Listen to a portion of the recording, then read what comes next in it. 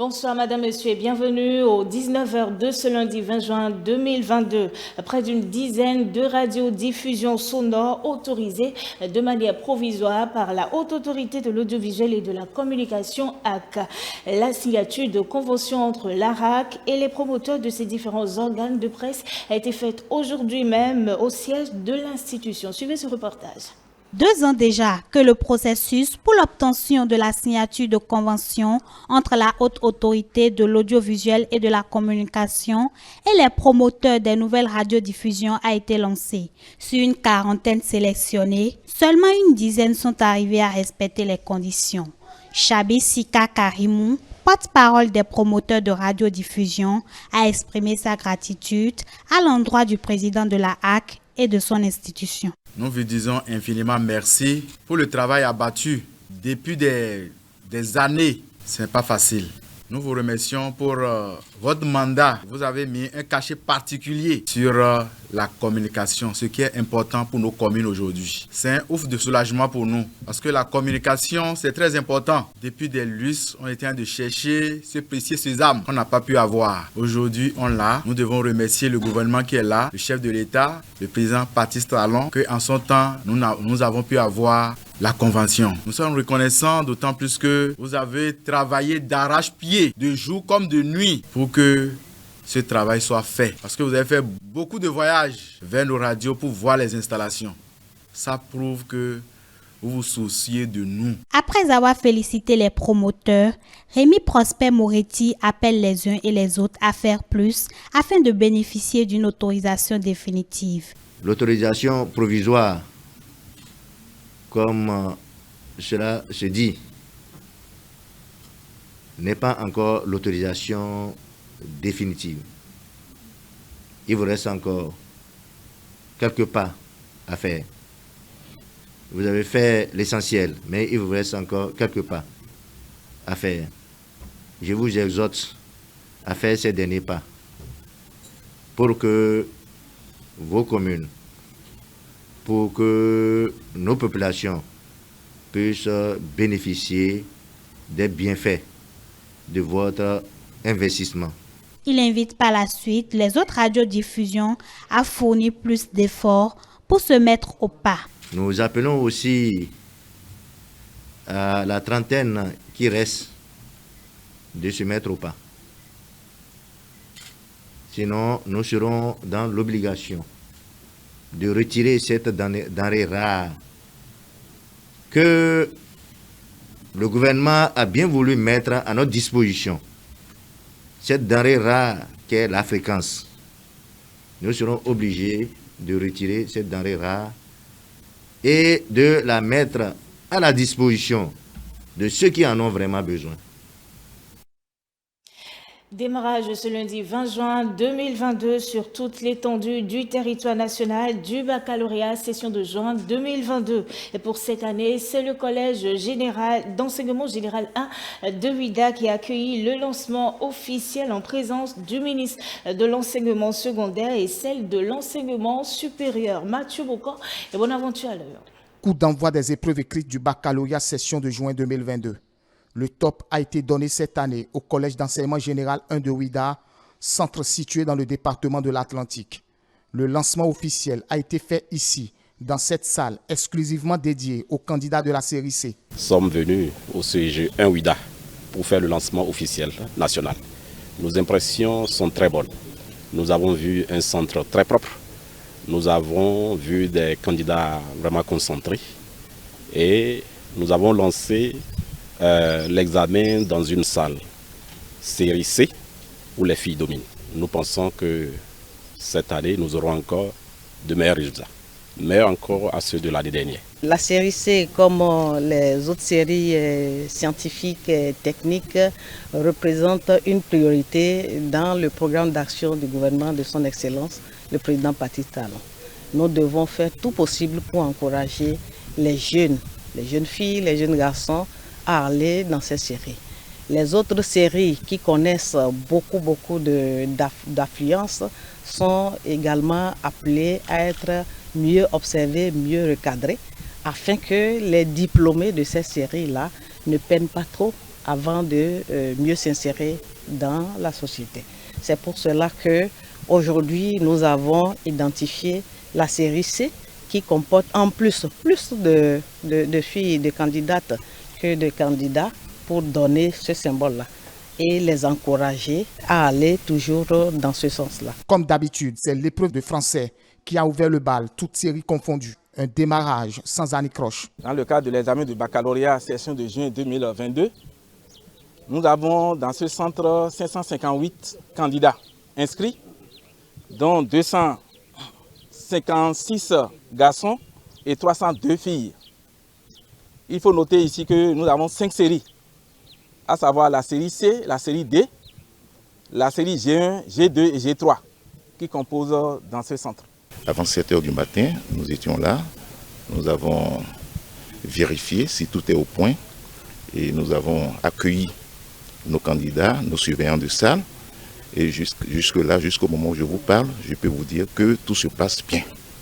Donc nous n'avons fait aucune observation encore. Toutes les dispositions ont été prises pour que l'examen du baccalauréat session de juin 2022 se déroule dans de bonnes conditions. 77 416 candidats composent dans 133 centres sur le plan national. Et dans le Borgo, c'est le préfet Djibril Mama Sissé qui a donné le top au CEG Albarika à Parakou. Le reportage de Mathilde Sabi et de Boris Arkisso à suivre. C'est parti pour 4 jours de composition. Les candidats à l'examen du baccalauréat session unique de juin 2022 plongent dès ce jour 20 juin 2022. La première autorité de la ville de Parakou et le préfet du Borgou ont, avant le lancement officiel des épreuves, rassuré les candidats. Assiduité et concentration doivent être le credo des candidats durant ces 4 jours que dureront les épreuves écrites. Restez concentrés durant les 3 jours. Vous avez déjà été mis en condition d'examen. L'examen blanc. Tous autant que vous êtes, vous avez fait l'examen blanc. Mais voilà, ce sera pareil ce matin, d'accord? Donc rien de sorcier. Tout ce qui vous sera demandé, c'est ce qui vous a été déjà pris en classe, d'accord? Donc restez concentrés ce matin. On va vous distribuer les épreuves, c'est de les lire à tête reposée, d'accord? Donc vous lisez, vous vous assurez d'avoir vraiment compris avant de commencer par traiter. Et quand vous avez fini, c'est de relire la copie pour vous assurer de n'avoir vraiment pas commis des erreurs. Je sais que vous allez réussir et vous allez réussir en masse. Et à la fin, on va se retrouver pour fêter. Bonne chance à chacun d'entre vous et rendez-vous à la proclamation.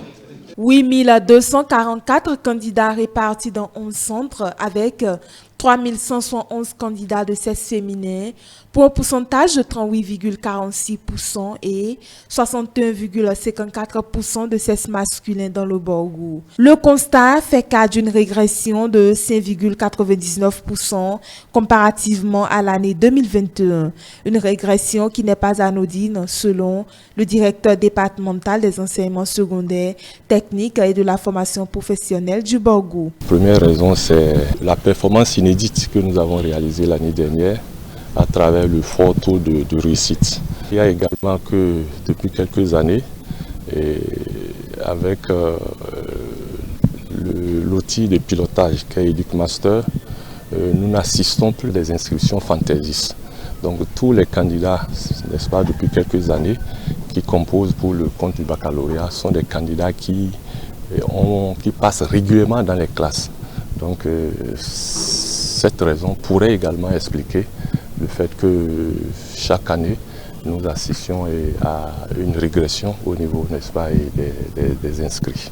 Notons que 77 416 candidats sont attendus dans 133 centres pour les épreuves écrites sur le plan national contre 82 958 candidats enregistrés en 2021.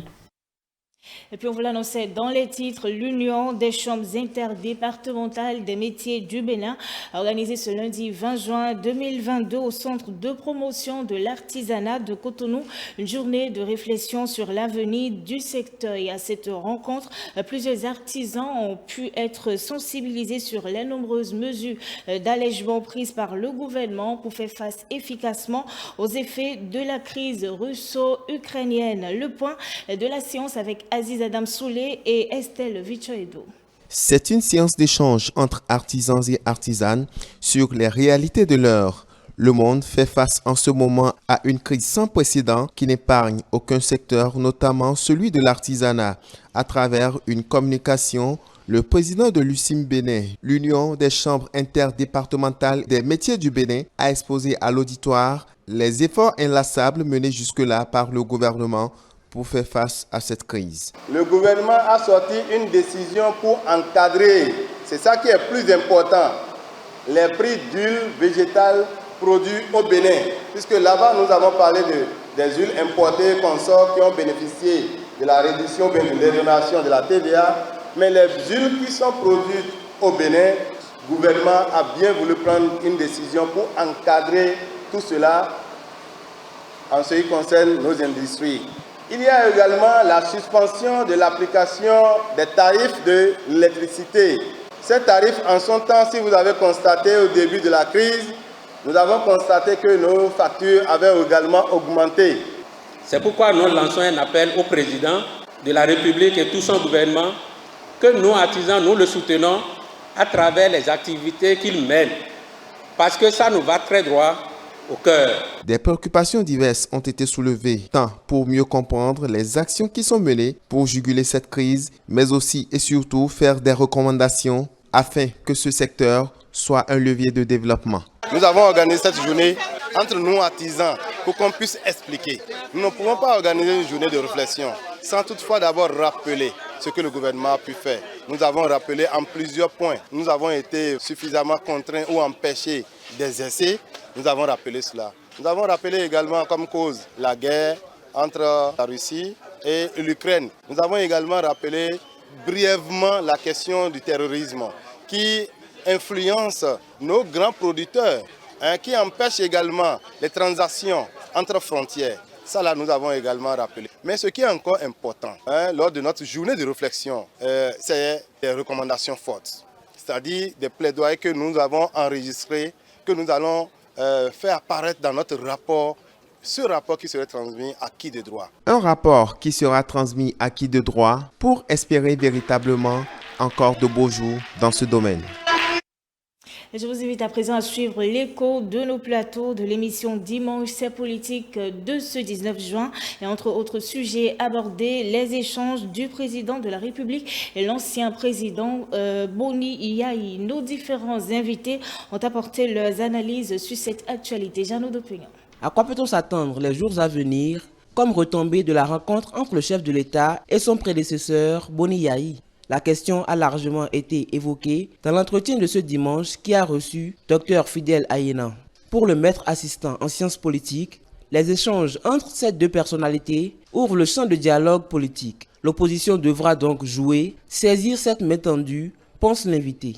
Je pense que ces concertations augurent d'un bon avenir pour notre pays et pour la politique dans ce pays. Vous savez, le gouvernement du président Patrice Talon fait la preuve depuis un bon moment d'une approche inclusive dans sa gouvernance.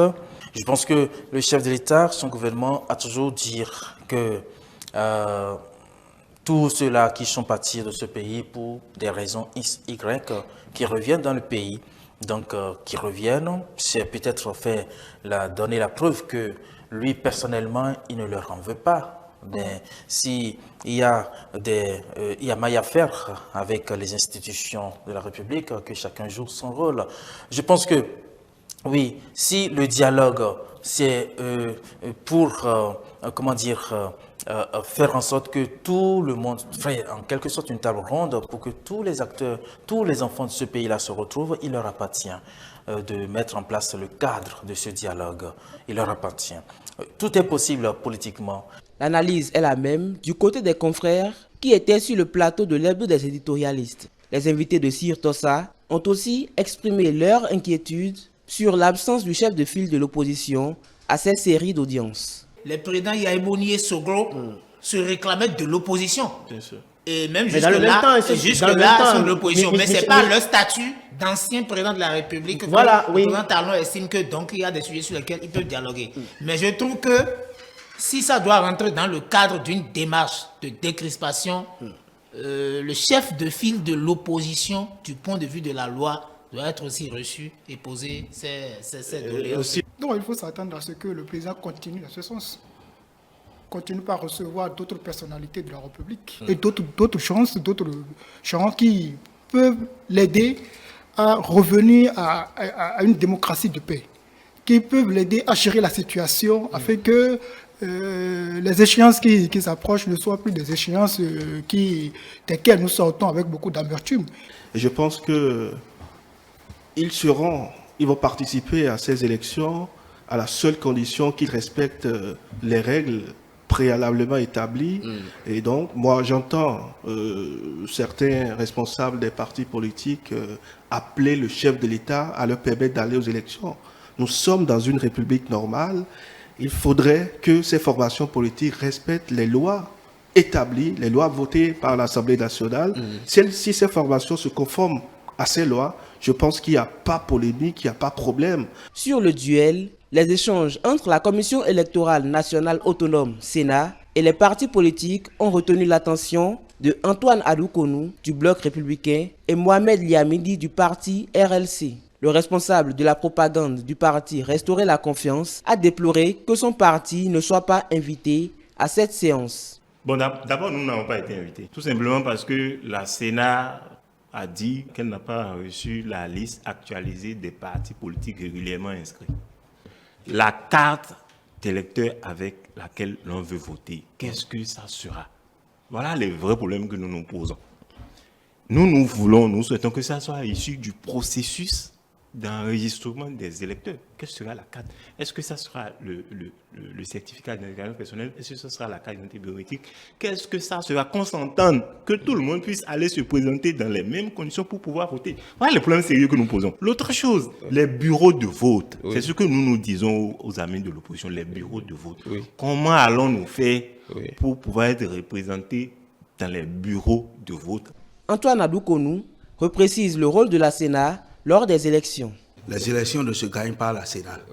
Quelle que soit la coloration des membres de la Sénat, du Conseil électoral, aucun parti politique ne peut compter sur la Sénat pour gagner les élections. Donc, la coloration politique, ce n'est pas ça qui va faire que quelqu'un qui n'a pas eu de député, on va dire qu'il a des députés. Non, les élections se gagnent dans les urnes.